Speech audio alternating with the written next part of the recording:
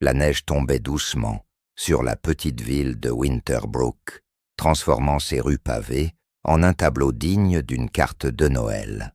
Au centre de la place principale, une magnifique patinoire extérieure brillait sous les guirlandes lumineuses, attirant les habitants comme un aimant scintillant. C'était la veille de Noël, et l'atmosphère festive envahissait chaque coin de rue, chaque boutique décorée, chaque visage souriant. Pourtant, derrière cette façade enchantée, un mystère glacial était sur le point de bouleverser cette tranquillité hivernale. Hercule Poirot, le célèbre détective belge, se tenait près de la balustrade de la patinoire, emmitouflé dans son manteau de laine noire et son écharpe de soie. Ses moustaches parfaitement cirées pointaient vers le ciel étoilé, reflétant les lumières colorées qui dansaient autour de lui. Il était venu à Winterbrook sur l'invitation de son vieil ami, le docteur Hargreaves, pour profiter d'un Noël paisible, loin de l'agitation londonienne. Mais Poirot savait, avec cette intuition qui ne le trompait jamais, que la tranquillité ne serait que de courte durée.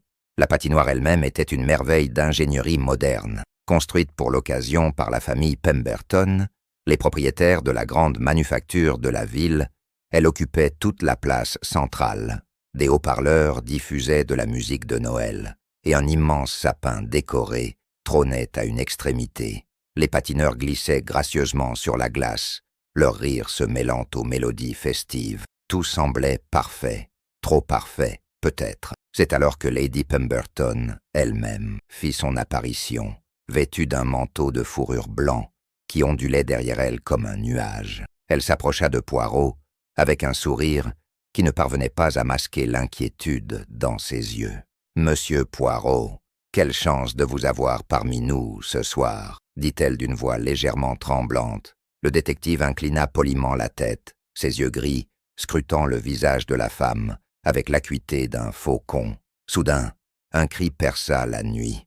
Les patineurs s'immobilisèrent. La musique sembla s'arrêter dans l'espace même si elle continuait à jouer. Au centre de la patinoire, près du sapin, une jeune femme pointait du doigt quelque chose sous la glace. Poirot se précipita, aussi vite que sa dignité le lui permettait, suivi de près par Lady Pemberton et une foule de curieux.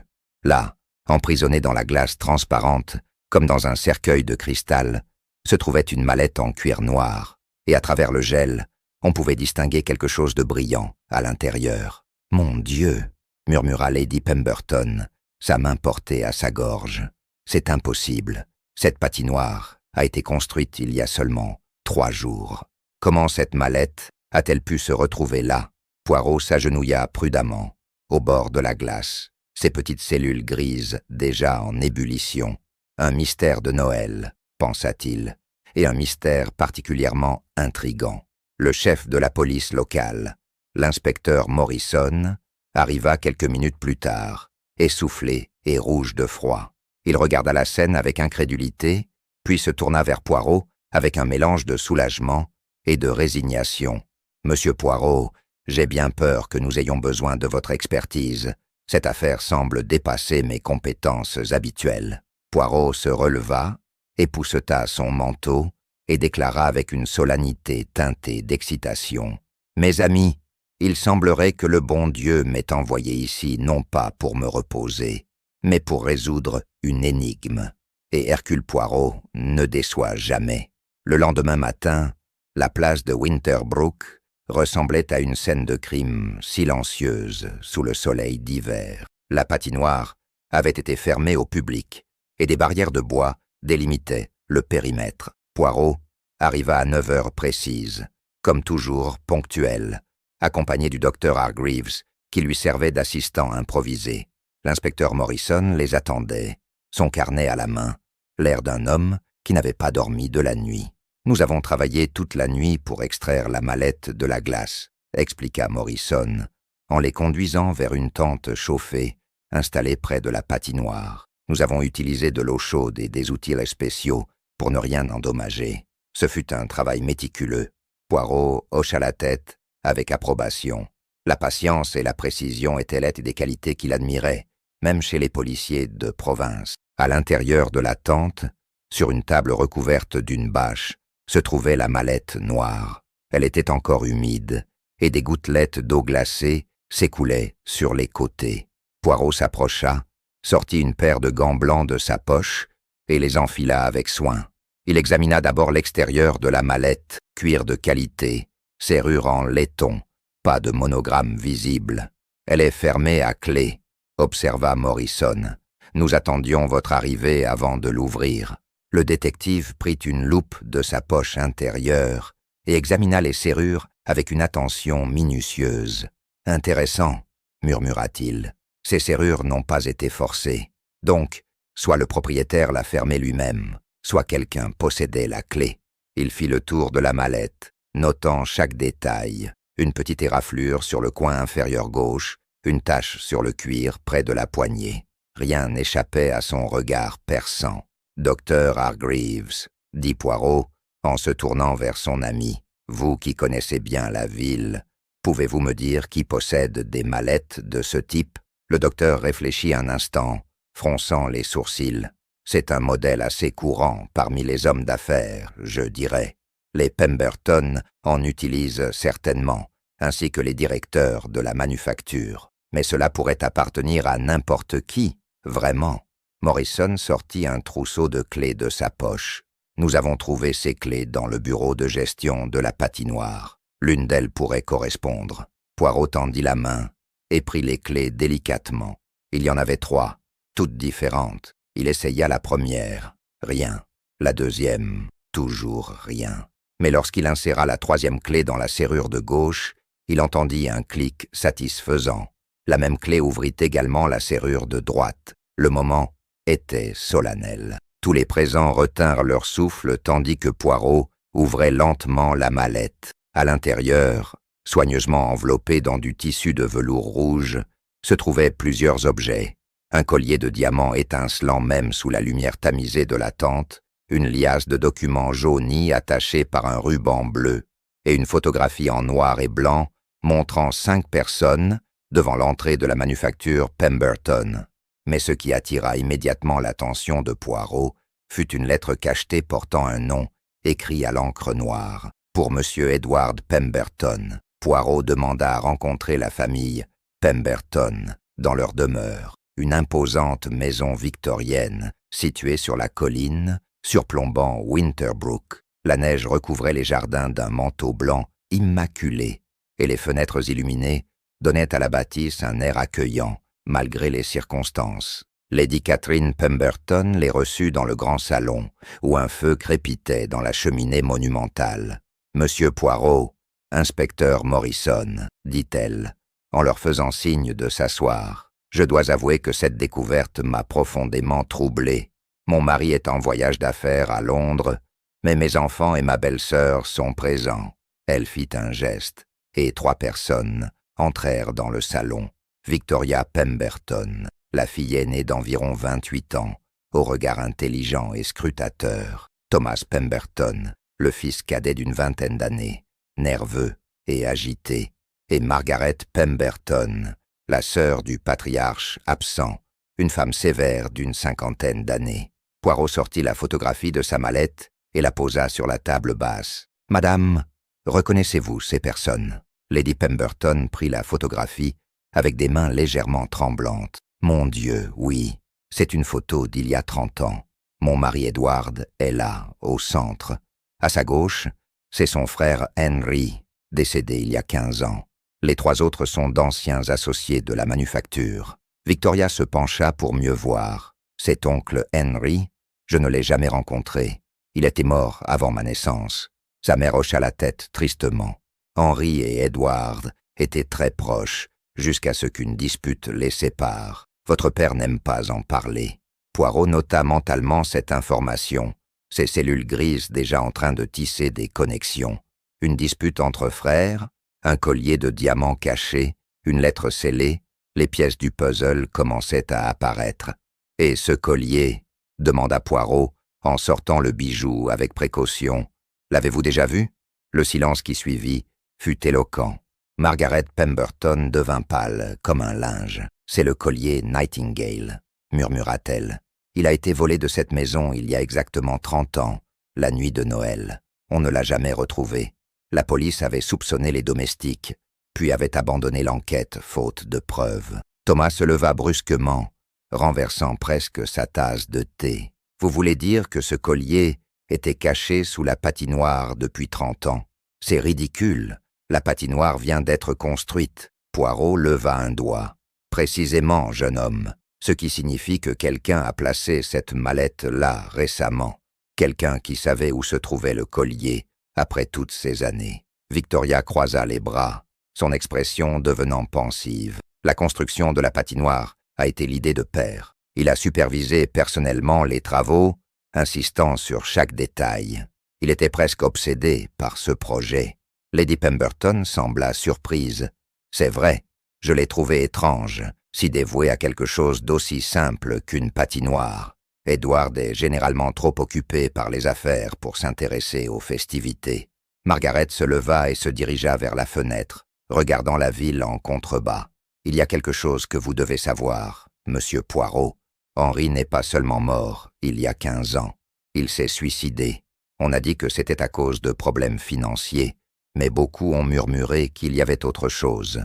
Edward a refusé d'assister aux funérailles. » L'atmosphère dans le salon devint glaciale, plus froide encore que l'air hivernal dehors. Poirot se leva, ajustant sa cravate. « Je vous remercie pour votre franchise. Il me reste encore une question. Où puis-je trouver les 3 autres personnes sur cette photographie ?» Lady Pemberton consulta sa famille du regard avant de répondre. « Walter Finch est devenu le directeur de la manufacture. Il travaille toujours pour nous. Sarah Winters a pris sa retraite et vit dans une petite maison près du lac. Quant à James Thornley, il a quitté Winterbrook il y a des années. On dit qu'il est revenu récemment, mais je ne l'ai pas vu. » Poirot nota soigneusement ces noms, sachant que chacun d'eux détenait probablement une pièce du puzzle. Walter Finch travaillait à la manufacture Pemberton depuis plus de 35 ans, et son bureau reflétait cette longue carrière. Des diplômes encadrés ornaient les murs. Des photographies de l'évolution de l'usine s'étalaient sur une étagère, et une odeur de tabac à pipe imprégnait l'atmosphère. C'était un homme robuste d'une 60aine d'années, avec des cheveux grisonnants et des yeux fatigués, qui avaient vu beaucoup de choses. « Monsieur Poirot, » dit-il en serrant la main du détective avec fermeté, « j'ai entendu parler de votre enquête. Cette histoire de mallette dans la glace est extraordinaire. » Il leur offrit du café et s'installa derrière son bureau massif. « Je suppose que vous voulez me parler de l'époque où cette photo a été prise. » Poirot acquiesça et posa la photographie devant lui. Finch la regarda longuement, une expression nostalgique traversant son visage. C'était une autre époque. Nous étions jeunes, ambitieux, pleins d'espoir. Edward et Henry dirigeaient la manufacture ensemble, et nous 3, Sarah, James et moi, étions leurs principaux collaborateurs. Il soupira profondément. Puis tout s'est effondré à cause de cette maudite nuit de Noël. « Parlez-moi de cette nuit », demanda Poirot, ses mains jointes sous son menton. Finch se carra dans son fauteuil, les yeux perdus dans le passé. Il y avait eu une grande fête ici, à la manufacture. Tous les employés étaient même présents, ainsi que leurs familles. Le collier Nightingale était exposé dans le hall d'entrée, dans une vitrine. C'était un héritage de famille, très précieux. Vers minuit, quelqu'un a découvert que le collier avait disparu. « Et les soupçons ?» interrogea l'inspecteur Morrison, prenant des notes. « Ils étaient là partout », répondit Finch avec amertume. « On a soupçonné les employés, les invités, même la famille. Mais ce qui a vraiment détruit les relations, c'est qu'Edward a accusé son propre frère Henry du vol. Il disait qu'Henry avait des dettes de jeu, qu'il avait besoin d'argent, rapidement. » Poirot se pencha en avant, intéressé. « Et c'était vrai? Henry avait-il des problèmes financiers ?» Finch hocha lentement la tête. « Oui, c'était vrai. Henry jouait. Beaucoup. Mais jamais je n'aurais cru qu'il volerait sa propre famille. C'était un homme bon, généreux. La dispute entre les frères a été terrible. Des mots ont été prononcés qui ne pouvaient être repris. Henry a quitté la manufacture le lendemain, et ils ne se sont plus jamais parlé. « Et vous, monsieur Finch ?» demanda Poirot doucement. « Où étiez-vous au moment du vol ?» Le directeur ne sembla pas offensé par la question. J'étais dans la salle de bal avec une cinquantaine d'autres personnes. J'ai un alibi solide. La police m'a interrogé à l'époque et m'a éliminé de la liste des suspects. Il marqua une pause. Sarah et James aussi avaient des alibis. Nous étions tous ensemble, à ce moment-là. Poirot sortit la lettre cachetée de sa poche. Cette lettre porte le nom d'Edward Pemberton. Savez-vous ce qu'elle pourrait contenir? Finch regarda l'enveloppe avec curiosité. Non, je n'en ai aucune idée. Mais si elle était dans cette mallette avec le collier, elle doit contenir quelque chose d'important. Peut-être une confession? Une explication? Le détective remit soigneusement la lettre dans sa poche, décidant de ne pas l'ouvrir, avant d'avoir rassemblé plus d'informations. Une dernière question, dit Poirot, en se levant. Qui a eu l'idée de construire la patinoire à cet endroit précis? Finch réfléchit un instant. C'était Edward. Il a insisté pour que ce soit exactement au centre de la place, sur l'ancien emplacement du kiosque à musique démoli il y a 5 ans. Il a même dessiné les plans lui-même, ce qui est inhabituel pour lui. Je me suis dit qu'il voulait offrir quelque chose de spécial à la communauté pour Noël. Poirot remercia le directeur et sortit, mais son esprit travaillait déjà furieusement. Pourquoi Edward Pemberton tenait-il tant à cet emplacement spécifique? La maison de Sarah Winters était une charmante petite chaumière, au bord du lac gelé, entourée d'arbres dont les branches ployaient sous le poids de la neige. Une fumée s'échappait de la cheminée, et des lumières de Noël clignotaient aux fenêtres. Lorsque Poirot frappa à la porte, une femme élégante d'environ 65 ans ouvrit, un sourire chaleureux éclairant son visage. « Monsieur Poirot, je vous attendais, » dit-elle en les invitant à entrer. Les nouvelles voyagent vite dans une petite ville. Du thé, elle les conduisit dans un salon douillet, rempli de livres et de photographies. Sur le manteau de la cheminée, Poirot remarqua une photo de la même époque que celle trouvée dans la mallette, mais prise lors d'un pique-nique estival. Sarah leur servit le thé dans de délicates tasses en porcelaine avant de s'installer dans son fauteuil préféré, près de la fenêtre. « Je suppose que vous voulez parler du collier Nightingale. Cette histoire m'a hanté pendant 30 ans. » Sa voix était calme, mais teintée d'une tristesse profonde. Henry Pemberton était mon ami le plus cher. Sa mort m'a brisé le cœur. « Madame Winters, » commença Poirot avec gentillesse, « racontez-moi ce qui s'est réellement passé cette nuit-là. » Sarah regarda par la fenêtre vers le lac gelé, comme si les souvenirs y étaient inscrits. La fête était magnifique. Tout le monde s'amusait. J'étais responsable de l'organisation, alors j'allais et venais partout.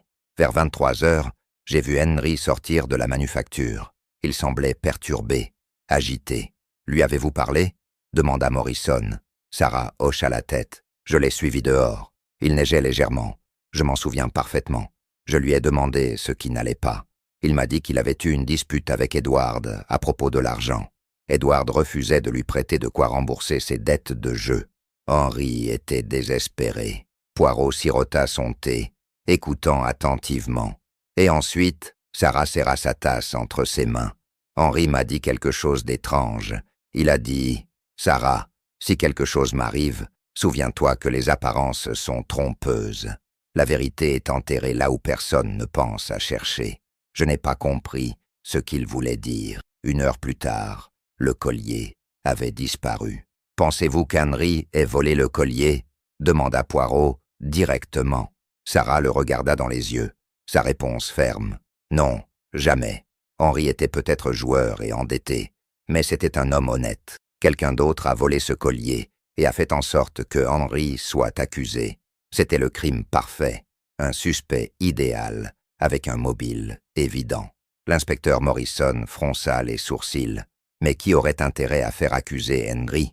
Sarah se leva et se dirigea vers un petit secrétaire dans le coin de la pièce. Elle en sortit une vieille enveloppe jaunie. « J'ai gardé ceci pendant toutes ces années. C'est une lettre que Henry m'a envoyée 3 jours avant sa mort. Il parlait de secrets, de culpabilité, de mensonges qui avaient détruit sa vie. » Poirot prit la lettre avec précaution et la lut silencieusement. Son contenu était énigmatique, plein d'allusions, mais sans accusation directe. « Il savait, » murmura le détective. « Il savait qui avait volé le collier, mais il ne pouvait pas le prouver. » Le chagrin et l'impuissance l'ont conduit au désespoir. Sarah essuya une larme qui coulait sur sa joue. C'est ce que je crois aussi. Henry est mort, en portant le fardeau d'un crime qu'il n'avait pas commis. « Madame Winters, dit Poirot, en se levant, connaissez-vous l'emplacement exact de l'ancien kiosque à musique qui se trouvait sur la place ?» Sarah parut surprise par la question. « Oui, bien sûr. Il était situé exactement où se trouve maintenant la patinoire. Pourquoi cette question ?» Poirot sourit mystérieusement. « Les petites cellules grises, madame, elles font des connexions. Dites-moi, y a-t-il eu quelque chose d'inhabituel concernant la démolition de ce kiosque ?» Sarah réfléchit intensément. « Maintenant que vous le mentionnez, oui. Edward Pemberton a personnellement supervisé la démolition il y a 5 ans. Il a insisté pour que les fondations soient complètement retirées et remplacées. À l'époque, j'ai trouvé cela excessif pour un simple nouveau projet de réaménagement de la place. Mais maintenant, elle s'interrompit, comprenant soudain. « Mon Dieu, vous pensez qu'il cherchait quelque chose ?» James Thornley logeait à l'auberge du Cygne Blanc, le seul hôtel de Winterbrook digne de ce nom. Poirot et Morrison le trouvèrent dans la salle à manger, en train de prendre son petit déjeuner.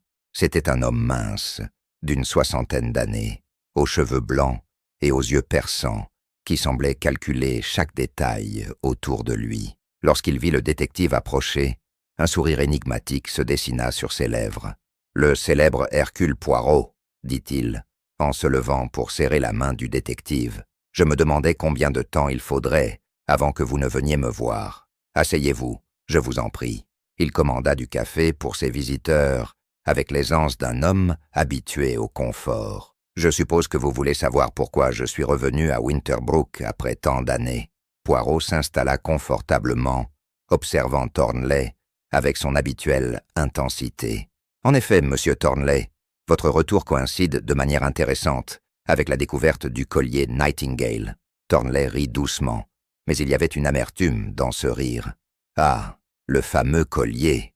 J'ai entendu parler de sa réapparition miraculeuse. Quelle coïncidence extraordinaire, n'est-ce pas?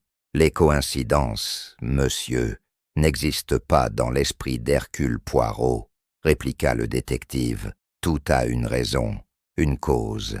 Maintenant, parlez-moi de cette nuit de Noël, il y a 30 ans. Thornley devint sérieux, son regard se perdant dans le passé. C'était censé être une célébration, la consécration de notre succès. La manufacture prospérait. Nous étions tous jeunes et pleins d'avenir. Et puis, tout s'est écroulé. Où étiez-vous au moment du vol? Demanda Morrison, son carnet ouvert. Thornley le regarda avec un sourire froid. Avec Walter et Sarah, comme ils vous l'ont certainement déjà dit. Nous avons un alibi mutuel, mais je peux vous dire quelque chose que personne d'autre ne vous dira. J'ai vu quelque chose cette nuit-là qui m'a troublé.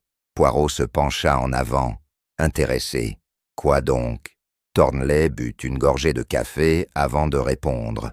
J'ai vu Edward Pemberton sortir de son bureau à 23h15, exactement 15 minutes avant la découverte du vol. Il portait quelque chose sous son manteau. À l'époque, je n'y ai pas prêté attention. Mais maintenant, avec le recul, vous pensez qu'Edward a lui-même volé le collier? L'inspecteur Morrison sembla choqué par cette suggestion. Thornley haussa les épaules. Je ne pense rien, inspecteur. Je relate simplement ce que j'ai vu. Mais permettez-moi de vous poser une question. Qui avait le plus à gagner de ce vol? Henry était endetté, certes, mais Edward avait ses propres secrets. Poirot sortit la photographie et la montra à Thornley. Regardez bien cette image. 5 personnes, 5 vies, liées par un secret. Henry est mort. Les 3 autres témoins, vous, Walter et Sarah, avez tous quitté la manufacture peu après l'incident. Pourquoi? Thornley contempla longuement la photographie, une émotion indéfinissable traversant son visage. Parce que travailler pour les Pemberton était devenu impossible, répondit-il finalement. L'atmosphère était toxique après le vol. Edward était devenu paranoïaque, accusant tout le monde. Sa relation avec son frère était détruite. Sarah est partie la première. Elle ne supportait pas de voir Henry accusé injustement. Walter est resté par loyauté, ou peut-être par nécessité. Quant à moi, J'ai compris que je ne découvrirais jamais la vérité en restant. Alors je suis parti chercher ma fortune ailleurs. Et pourquoi revenir maintenant? Insista Poirot.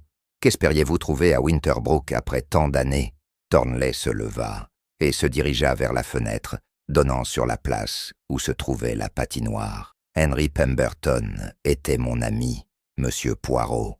Avant de mourir, il m'a écrit une lettre me disant qu'un jour, la vérité émergerait. Il m'a fait promettre d'être là quand ce jour viendrait. Lorsque j'ai appris la construction de cette patinoire sur cet emplacement précis, j'ai su que ce jour était arrivé. De retour dans son logement chez le docteur Hargreaves, Poirot s'installa dans le salon avec la lettre cachetée posée devant lui sur la table. Le docteur, curieux comme toujours, observait son ami avec attention. « Allez-vous enfin l'ouvrir » demanda-t-il. Poirot caressa ses moustaches pensivement. « Oui, mon ami, mais d'abord, permettez-moi de vous exposer ce que j'ai appris jusqu'à présent. Nous avons, commença le détective en comptant sur ses doigts, un collier volé il y a 30 ans, lors d'une fête de Noël. Nous avons 2 frères, Edward et Henry Pemberton, dont la relation a été détruite par des accusations. Nous avons un suicide 15 ans plus tard. Nous avons 3 témoins, Walter, Sarah et James, qui ont tous quitté la manufacture après l'incident. Et nous avons une mallette, enterrée, sous une patinoire, construite exactement à l'emplacement de l'ancien kiosque à musique. Le docteur Hargreaves hocha la tête. Tout cela suggère qu'Edward savait où se trouvait le collier depuis le début. Mais pourquoi le cacher sous une patinoire maintenant? Pourquoi ne pas simplement le garder caché? Poirot sourit.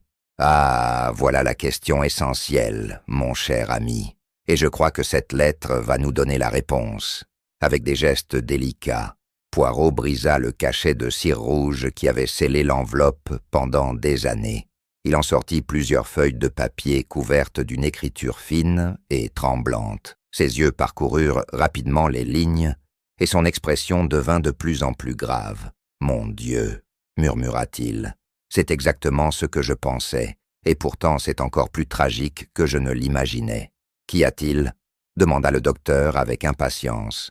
Poirot lui tendit les pages. « Lisez vous-même, docteur. C'est une confession, écrite par Henry Pemberton quelques jours avant sa mort. Il explique tout, le vol du collier, la véritable identité du voleur, et surtout, pourquoi il a choisi de porter le fardeau de cette accusation. » Le docteur Hargreaves lut la lettre avec une concentration intense, ses yeux s'élargissant à mesure qu'il progressait dans le texte. « C'est incroyable, » dit-il finalement.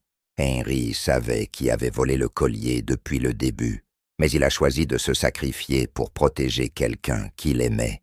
Quelle tragédie grecque! Poirot hocha solennellement la tête. Oui, une tragédie où l'amour et le devoir familial ont conduit un homme innocent à sa perte. « Mais attendez, » dit le docteur en relisant certains passages. « Si ce qui est écrit ici est vrai, alors Edward Pemberton est complètement innocent du vol. Il a passé 30 ans à croire que son frère l'avait trahi, alors qu'en réalité, Poirot compléta la phrase. En réalité, Henry s'est sacrifié pour sauver l'honneur de quelqu'un d'autre, et ce quelqu'un savait la vérité tout ce temps. » La pièce tomba dans un silence pesant, seulement troublé par le crépitement du feu dans la cheminée. Poirot se leva et commença à marcher de long en large, ses mains jointes derrière son dos. Il reste une question cruciale. Qui a placé cette mallette sous la patinoire? Henry est mort depuis 15 ans. Quelqu'un d'autre connaissait l'existence de cette confession et a décidé qu'il était temps que la vérité émerge. Le docteur Hargreaves réfléchit intensément. Et cette personne savait aussi où Henry avait caché le collier après l'avoir volé pour protéger le véritable coupable. Les fondations de l'ancien kiosque à musique. Poirot s'arrêta brusquement, ses yeux brillants d'une révélation soudaine. « Docteur, demandez à l'inspecteur Morrison de venir immédiatement. Je crois qu'il est temps de rassembler tous nos suspects. Demain soir, sur la patinoire, Hercule Poirot révélera la vérité. » Chapitre 7. Le rassemblement sur la glace. Le lendemain soir, la patinoire était éclairée de 1000 feux, créant une atmosphère à la fois festive et étrangement solennelle. Poirot avait insisté pour que tous les protagonistes de cette affaire soient main présents. La famille Pemberton au complet était là. Lady Catherine, pâle et anxieuse, Victoria et Thomas, curieux et nerveux, et Margaret, stoïque comme toujours. Edward Pemberton était revenu précipitamment de Londres, son visage montrant la fatigue du voyage et l'inquiétude. Walter Finch était arrivé directement de la manufacture. Sarah Winters avait fait le trajet depuis sa maison au bord du lac, et James Thornley observait la scène avec son habituel sourire énigmatique. L'inspecteur Morrison et plusieurs policiers en uniforme se tenaient en périphérie, prêts à intervenir si nécessaire. Une petite foule de curieux s'était également rassemblée derrière les barrières, attirée par la promesse d'une révélation sensationnelle. Poirot se tenait au centre de la patinoire, élégant dans son manteau noir et son écharpe de soie blanche. La glace scintillait sous ses pieds, reflétant les lumières colorées des décorations de Noël. « Mesdames et messieurs, commença-t-il d'une voix claire, qui porta dans l'air glacé, je vous ai réunis ici ce soir pour résoudre un mystère qui a hanté cette ville pendant 30 années. Un mystère de vol, de trahison, de sacrifice et de rédemption. Il y a 30 ans, continua le détective, lors d'une fête de Noël, le précieux collier Nightingale a disparu de la manufacture Pemberton. Un homme a été accusé de ce vol, Henry Pemberton. Cette accusation a détruit sa vie, brisé sa relation avec son frère et finalement conduit à sa mort tragique 15 ans plus tard. Mais Henry Pemberton n'était pas le voleur. Un murmure parcourut l'assistance. Edward Pemberton fit un pas en avant. « Qu'est-ce que vous racontez ? Mon frère était endetté jusqu'au cou. Il avait toutes les raisons de voler ce collier. » Poirot leva une main pour demander le silence. « Oui, Henry était endetté. Oui, il avait besoin d'argent. Mais il n'a pas volé le collier pour le vendre. Il l'a volé pour le cacher, pour protéger le véritable voleur. » Victoria Pemberton porta une main à sa bouche. « Vous voulez dire qu'il s'est sacrifié. Mais pourquoi? Qui protégeait-il » Poirot sortit la lettre de sa poche et la brandit. Cette lettre, écrite par Henry quelques jours avant sa mort, explique tout. Le véritable voleur du collier Nightingale était quelqu'un qu'Henry aimait profondément, quelqu'un pour qui il était prêt à tout sacrifier, même sa réputation et sa relation avec son frère. Le silence était maintenant absolu. Tous les regards étaient fixés sur Poirot, attendant la révélation. Le détective laissa le suspense s'installer un moment, avant de prononcer les mots qui allaient changer la vie de tant de personnes. Le véritable voleur du collier Nightingale était Margaret Pemberton. Un cri de stupéfaction collective s'éleva de la foule, tandis que Margaret devenait blanche comme neige. Margaret Pemberton chancela, mais resta debout, sa dignité intacte malgré le choc. « C'est ridicule, » dit-elle d'une voix faible. « Pourquoi aurais-je volé un collier appartenant à ma propre famille ?» Poirot s'approcha d'elle avec compassion. « Parce que, madame, vous étiez désespérée. Votre mari, dont personne ici ne parle jamais, avait accumulé d'énormes dettes de jeu avant sa mort. Vous deviez de l'argent à des gens dangereux. » Edward Pemberton semblait sous le choc. « Margaret, mais c'est impossible. Tu étais avec nous toute la soirée. » Poirot secoua la tête. « Non, monsieur Pemberton. Si vous vous souvenez bien, votre sœur s'est absentée pendant environ 22 minutes, sous prétexte d'un malaise. C'est pendant ce temps qu'elle a volé le collier de la vitrine. Elle connaissait le code, naturellement, en tant que membre de la famille. » Sarah Winters s'avança, les larmes aux yeux. Henry savait, n'est-ce pas? Il a découvert ce qu'elle avait fait. Poirot hocha la tête. « Oui, madame. » Henry a surpris sa belle-sœur cachant le collier. Il comprenait son désespoir, sa peur. Alors il a pris une décision extraordinaire. Il a pris le collier et l'a caché lui-même dans les fondations du kiosque à musique qui était en construction à l'époque. « Mais pourquoi accepter d'être accusé ?» demanda Thomas, confus. Poirot sourit tristement, parce que Henry savait qu'il avait déjà une réputation de joueur. L'accusation contre lui serait crédible. Margaret, en revanche, aurait été déshonorée, peut-être même emprisonnée. Et ses enfants, car oui, elle avait 2 jeunes enfants à l'époque, aurait souffert terriblement. Henry a choisi de porter cette croix pour épargner sa famille. Margaret s'effondra enfin, s'asseyant lourdement sur un banc près de la patinoire. « C'est vrai », murmura-t-elle, les larmes coulant sur ses joues. « Tout est vrai. Henry m'a trouvé en train de cacher le collier. Je lui ai tout expliqué. Les dettes, les menaces, ma terreur. Il m'a regardé avec tant de gentillesse et m'a dit « Je vais arranger cela. Personne ne saura jamais. Je ne voulais pas qu'il se sacrifie pour moi. » Walter Finch s'approcha, son visage montrant un mélange de tristesse et de compréhension. Nous avons tous soupçonné qu'il y avait plus dans cette histoire, mais Henry refusait de parler. Il a accepté les accusations, l'exil de sa propre famille, tout ça en silence. James Thornley ajouta doucement, et cela l'a finalement détruit. Le poids de cette injustice, même acceptée volontairement, était trop lourd à porter. Poirot reprit la parole, mais l'histoire ne s'arrête pas là. Quelqu'un d'autre connaissait la vérité, quelqu'un qui a décidé, après tant d'années, qu'il était temps que justice soit rendue à la mémoire de Henry.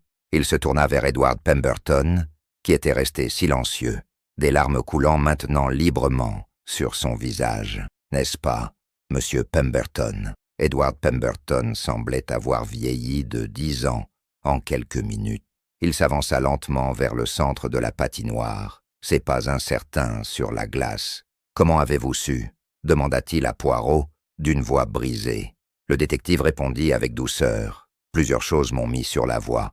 Premièrement, votre obsession pour la construction de cette patinoire à cet emplacement exact. Deuxièmement, le fait que vous ayez personnellement supervisé la démolition du kiosque à musique, il y a 5 ans. Vous cherchiez le collier, continua Poirot. Henry vous avait envoyé une lettre juste avant sa mort, n'est-ce pas? Une lettre dans laquelle il ne révélait pas toute la vérité, mais donnait suffisamment d'indices pour que vous compreniez où il avait caché le collier. Seulement, vous avez mis des années à déchiffrer ces énigmes. Edward hocha la tête, misérablement. 15 ans. Cela m'a pris 15 ans pour comprendre. Et quand j'ai finalement compris, j'ai fait démolir le kiosque, creusé dans les fondations. C'est là que j'ai trouvé la mallette. Lady Catherine s'approcha de son mari, lui prenant la main. Pourquoi ne pas m'avoir dit la vérité? Edward la regarda avec des yeux pleins de larmes. Parce que j'avais honte, une honte écrasante. J'avais accusé mon propre frère d'un crime qu'il n'avait pas commis. J'avais refusé de lui parler pendant 15 ans. Je l'avais laissé mourir seul, déshonoré, alors qu'il s'était sacrifié pour notre famille. Comment aurais-je pu expliquer cela? Alors vous avez gardé le secret pendant 5 ans de plus, dit Poirot, jusqu'à ce que vous ne puissiez plus supporter le poids de la vérité. Vous avez conçu ce plan élaboré, construire une patinoire exactement là où le collier avait été caché, y placer la mallette avec le collier et la confession de Henry, et laisser le hasard faire le reste. Vous saviez que quelqu'un finirait par découvrir la mallette dans la glace. Victoria s'avança vers son père. « Papa, tu as voulu réparer ton erreur, n'est-ce pas? Tu voulais que la vérité soit connue, que l'honneur d'oncle Henry soit restauré. » Edward pleura ouvertement maintenant. « Oui, je ne pouvais pas continuer à vivre avec ce mensonge. Henry méritait que le monde sache qu'il était innocent, qu'il était même un héros. Mais je n'avais pas le courage de le dire moi-même. Je suis un lâche. » Margaret se leva de son banc et s'approcha de son beau-frère. « Non, Edward, tu n'es pas un lâche. Tu as trouvé un moyen de révéler la vérité sans détruire davantage notre famille. Mais c'est moi qui devrais porter la responsabilité. C'est mon vol qui a causé tout cela. » Poirot intervint doucement. « Madame Pemberton, vous avez volé par désespoir pour protéger vos enfants. Henry a compris cela. Il a choisi de vous protéger. Le vrai crime a été les années de silence et de séparation qui ont suivi. » L'inspecteur Morrison s'approcha, l'air embarrassé. « Monsieur Poirot, techniquement, un crime a été commis. Le vol est prescrit depuis longtemps. Mais... » Poirot leva une main. « Inspecteur, je suggère que nous considérions cette affaire comme résolue d'un point de vue historique. Margaret Pemberton a déjà payé le prix de son acte par 30 ans de culpabilité. Edward Pemberton a perdu son frère et vécu avec des remords dévorants. Henry Pemberton a payé le prix ultime. Il est temps non pas de punir, mais de guérir. Une semaine plus tard, la veille de Noël, la patinoire rouvrit ses portes au public. Mais ce soir-là, avant l'ouverture officielle, une petite cérémonie privée eut lieu. La famille Pemberton au complet était présente, ainsi que Walter Finch, Sarah Winters et James Thornley. Une plaque commémorative avait été installée près de l'entrée de la patinoire, portant l'inscription « En mémoire de Henry Pemberton, homme d'honneur et de sacrifice ». Poirot observait la scène depuis le bord de la patinoire, une expression de satisfaction tranquille sur son visage.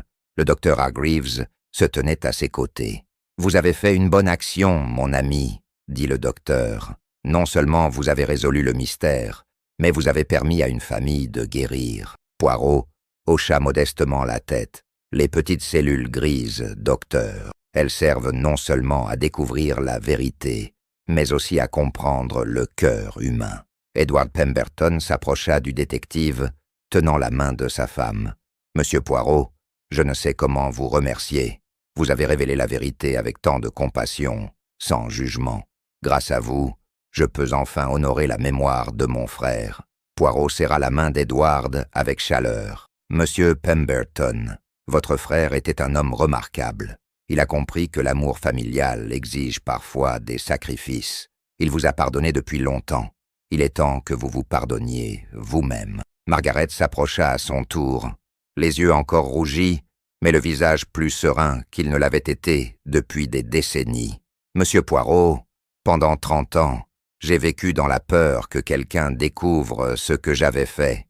Maintenant que la vérité est connue, je me sens libéré. C'est un étrange cadeau de Noël, mais le plus précieux que j'ai jamais reçu. » Poirot inclina la tête respectueusement. « La vérité, madame, est toujours un cadeau, même quand elle est douloureuse. » Victoria et Thomas patinaient déjà sur la glace, riant et profitant de la soirée. Sarah, Walter et James se tenaient ensemble près du grand sapin, parlant doucement de souvenirs partagés. L'atmosphère était à la fois mélancolique et pleine d'espoir, comme si un poids invisible avait été levé de tous les présents. La neige recommença à tomber doucement, ajoutant une touche de magie à la scène. « Et le collier ?» demanda le docteur Hargreaves à voix basse. « Qu'en adviendra-t-il » Poirot sourit mystérieusement.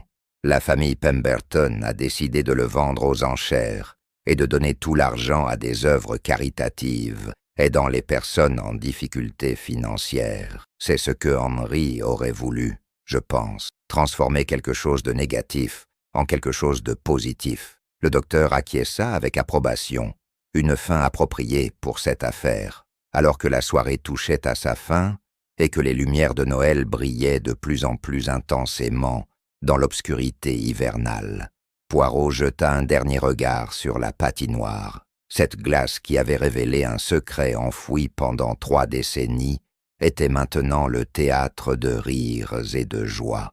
Les cicatrices du passé n'étaient pas effacées, mais elles commençaient à guérir. « Docteur, » dit Poirot en se tournant pour partir, « je crois que c'est là le véritable esprit de Noël. Non pas l'oubli des erreurs passées, mais le pardon, la compréhension et la possibilité de recommencer. Henry Pemberton peut enfin reposer en paix, et sa famille peut enfin vivre sans le poids de la culpabilité et du secret. » Les 2 hommes s'éloignèrent dans la nuit enneigée, laissant derrière eux la patinoire illuminée et les échos de rires joyeux. L'affaire de la patinoire gelée de Noël était close, mais son héritage, une leçon sur le sacrifice, l'amour familial et le pouvoir rédempteur de la vérité, continuerait de résonner dans le cœur de tous ceux qui avaient été touchés par cette histoire. Et quelque part dans le ciel étoilé au-dessus de Winterbrook, on pouvait imaginer l'esprit de Henry Pemberton, souriant enfin, libéré après tant d'années de la fausse accusation qui avait hanté sa vie.